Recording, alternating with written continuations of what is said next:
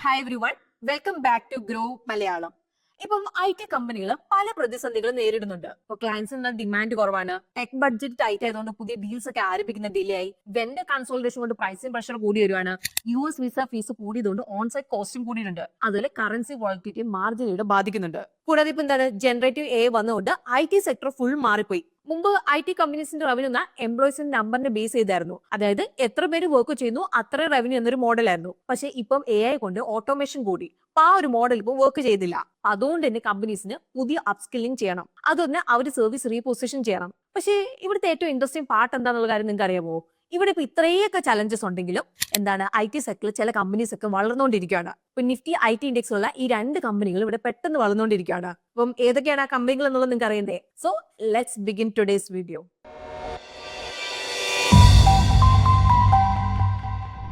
ഇന്നത്തെ നമ്മുടെ ആദ്യത്തെ കമ്പനി വരുന്ന കൊഫോജ് ആണ്. അപ്പൊ ഈ ഒരു കമ്പനി കഴിഞ്ഞ 4 ക്വാർട്ടറായിട്ട് തുടർച്ചയായിട്ട് വളർന്നുകൊണ്ടിരിക്കുകയാണ്.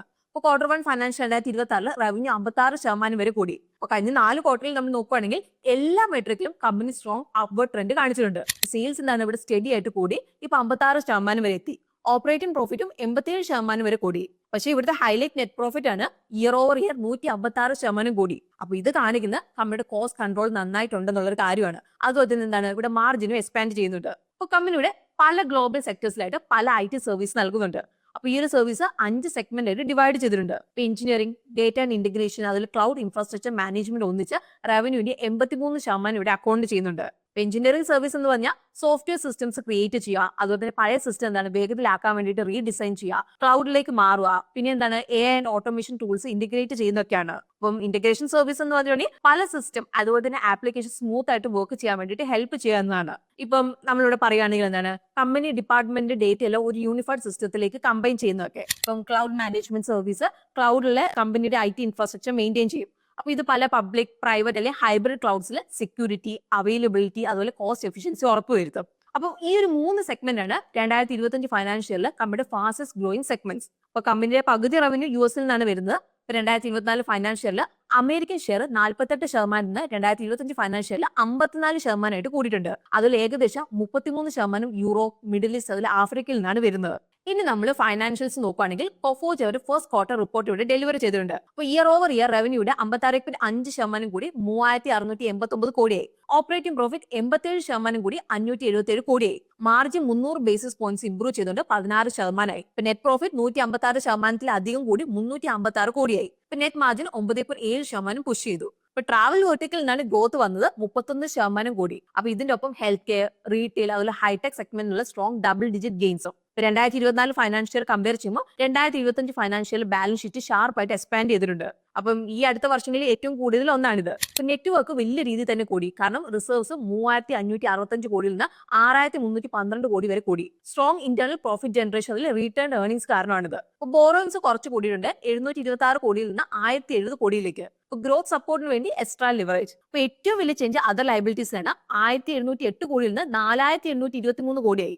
മെയിൻലി വർക്കിംഗ് ക്യാപിറ്റൽ ലോൺ കൊണ്ട്. അപ്പൊ കമ്പനി ഫ്യൂച്ചർ അക്വിസിഷനും എംപ്ലോയി ബെനിഫിറ്റ് പേബിളിന് വേണ്ടി ലയബിലിറ്റീസ് ക്രിയേറ്റ് ചെയ്തിട്ടുണ്ട്. അപ്പൊ ഇത് അതർ നോൺ കറന്റ് ലയബിലിറ്റീസിലാണ് കാണിക്കുന്നത്. അപ്പൊ അതുകൊണ്ടാണ് ഈ ലൈൻ ഏറ്റവും വലുതായിട്ട് കാണുന്നത്. അസറ്റ് സൈഡില് ട്രാൻസ്ഫോർമേഷൻ എവിഡന്റ് ആണ്. ഇപ്പൊ ഫിക്സഡ് അസറ്റ് 2353 കോടിയിൽ നിന്ന് 6096 കോടിയായിട്ട് കൂടി. അപ്പൊ ഇത് അക്വിസിഷൻ, ഗുഡ് വിൽ, അതുപോലെ അതർ ഇൻടാഞ്ചിബിൾ അസറ്റ്സ് കൂടിയത് വഴിയാണ്.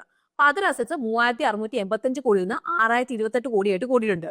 ഇനി ക്യാഷ് ഫ്ലോ നോക്കുമ്പോൾ കഴിഞ്ഞ വർഷത്തെ വെച്ച് നമ്മൾ നോക്കുമ്പോൾ കമ്പനി 36%-ലധികം ഓപ്പറേറ്റിംഗ് ക്യാഷ് ഫ്ലോ റെക്കോർഡ് ചെയ്തിട്ടുണ്ട്. അപ്പൊ ഇതിന് കാരണം ഹയർ റിസീവബിൾ ടേൺ ഓവർ, അതുപോലെ ഇംപ്രൂവ്ഡ് വർക്കിംഗ് ക്യാപിറ്റൽ എഫിഷ്യൻസി കൊണ്ടാണ്. ഇനി നമുക്ക് ഗ്രോത്ത് ഔട്ട്ലുക്ക് നോക്കാം. അപ്പൊ കമ്പനി 5 വലിയ ഡീൽസ് ആണ് സൈൻ ചെയ്തേക്കുന്നത്. ടോട്ടൽ കോൺട്രാക്ട് വാല്യൂ $500 മില്യൺ കൂടുതലാണ്. അതുപോലെ 12-month executable order book $1.55 billion എത്തിയിട്ടുണ്ട്. അപ്പൊ കഴിഞ്ഞ വർഷത്തേക്കാളും 47% കൂടി. ഇപ്പൊ മാനേജ്മെന്റ് പറഞ്ഞിരിക്കുന്ന strong execution, deep industry specialisation, അതുപോലെ നേരത്തെ തന്നെ AI ഡ്രിവൻ സൊല്യൂഷൻസ് അഡോപ്റ്റ് ചെയ്തുകൊണ്ടാണ് ഇത്രയും നല്ലൊരു പെർഫോമൻസ് വന്നതെന്നാണ്.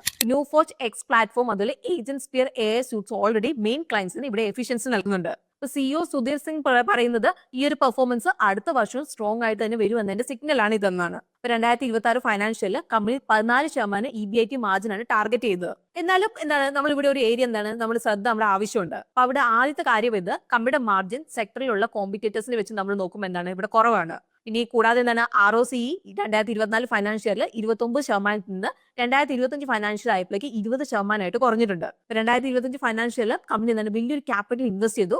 എന്നാൽ ഇൻവെസ്റ്റ് ചെയ്തപോലെ എന്താണ് വലിയൊരു റിട്ടേൺസ് ഒന്നും നമുക്ക് അതിൽ നിന്ന് ലഭിച്ചിട്ടില്ല. അപ്പൊ അതുകൊണ്ട് തന്നെ എന്താണ് ഷോർട്ട് ടേമിൽ ROCE ഒന്ന് ചെറുതായിട്ട് എന്താണ് ഡൗൺ ആയി. ഇനി രണ്ടാമത്തെ കമ്പനി വന്ന് പെർസിസ്റ്റന്റ് സിസ്റ്റം ആണ്. അപ്പൊ കഴിഞ്ഞ 4 ക്വാർട്ടറിൽ സെയിൽസ് ഗ്രോത്ത് 20 മുതൽ 25% റേഞ്ചിൽ നിന്നിട്ടുണ്ട്. അതേസമയത്ത് ഓപ്പറേറ്റിംഗ് പ്രോഫിറ്റ് ജൂൺ 2025 ആയപ്പോഴേക്കും ഇയർ ഓവർ ഇയർ 34% കൂടി. ഇപ്പൊ നെറ്റ് പ്രോഫിറ്റ് ഗ്രോത്ത് ആണ് ഏറ്റവും വേഗത്തിൽ കൂടിയത്. ഇയർ ഓവർ ഇയർ ഏകദേശം 39% കൂടി. അപ്പൊ കമ്പനി പെർസിസ്റ്റന്റ് സോഫ്റ്റ്വെയർ എഞ്ചിനീയറിംഗ് അതിൽ സ്ട്രാറ്റജിക് സർവീസ് നൽകുന്നുണ്ട്. അപ്പൊ ബിസിനസിന് അവരുടെ പ്രവർത്തനം ഇംപ്ലിമെന്റ് ചെയ്യാനും മോഡേണൈസ് ചെയ്യാൻ വേണ്ടിയിട്ട് ഇത് അവരെ സഹായിക്കുന്നുണ്ട്. അപ്പം കമ്പനിക്ക് എന്താണ് അവർ തന്നെ എന്താണ് സോഫ്റ്റ്വെയർ അതുപോലെ ഫ്രെയിംവർക്ക് ഉണ്ട്. ഇപ്പോൾ പ്രീബിൽഡ് ഇന്റഗ്രേഷൻ അതുപോലെ തന്നെ ആക്സിലറേറ്റേഴ്സോട് കൂടി. കൂടാതെ എന്താണ് സെയിൽസ് ഫോഴ്സ് അതുപോലെ AWS പോലത്തെ പ്രൊവൈഡേഴ്സ് ആയിട്ട് പാർട്ണർഷിപ്പ് അവർ മെയിൻറ്റെയിൻ ചെയ്യുന്നുണ്ട്. അതുപോലെ ഇവിടെ നോക്കുകയാണെങ്കിൽ പല വലിയ ടെക് കമ്പനികളുടെ ഒപ്പം തന്നെ കൊളാബറേറ്റ് അവർ ചെയ്യുന്നുണ്ട്. അപ്പോൾ കമ്പനിക്ക് 3 റവന്യൂ സെഗ്മെന്റ് ആണ് ഉള്ളത്.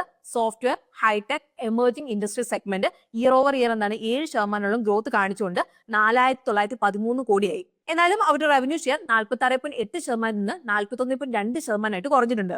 എന്നാൽ ഇവിടെ പ്രോഫിറ്റബിലിറ്റി ഷാർപ്പായിട്ട് ഇംപ്രൂവ് ആയിട്ടുണ്ട്.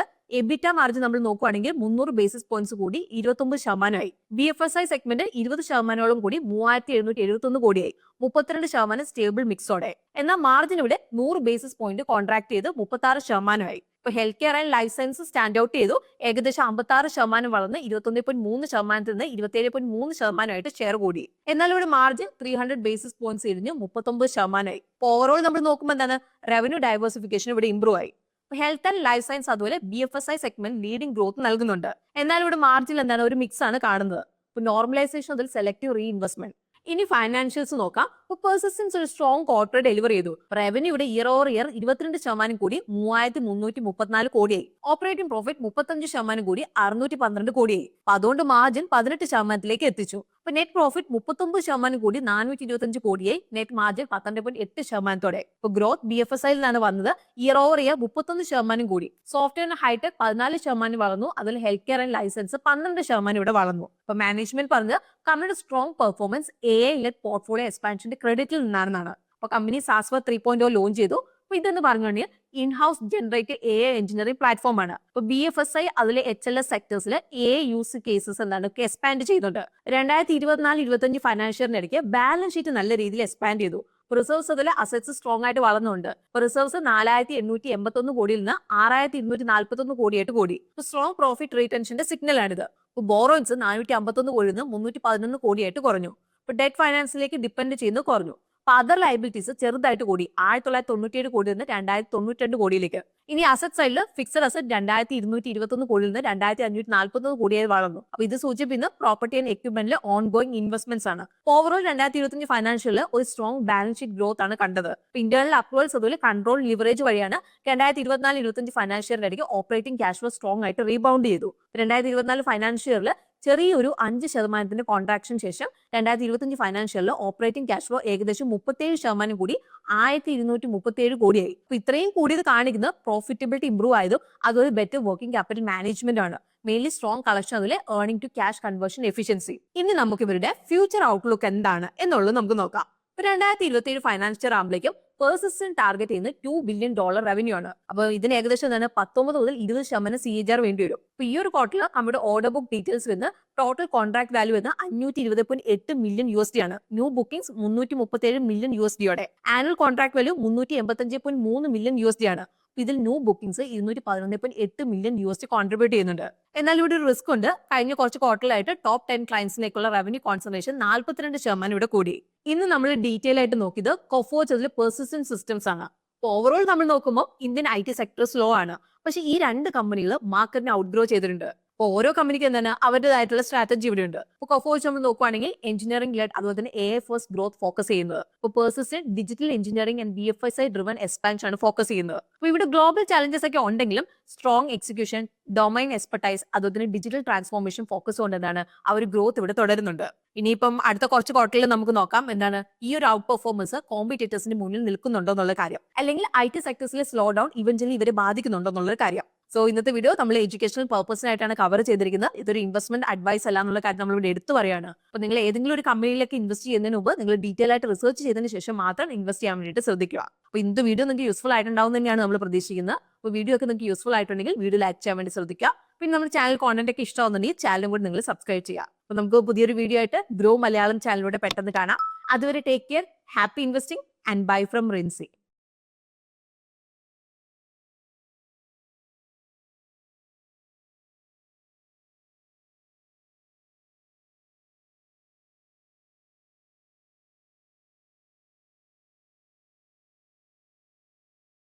Investment in securities market are subject to market risks. Read all the related documents carefully before investing.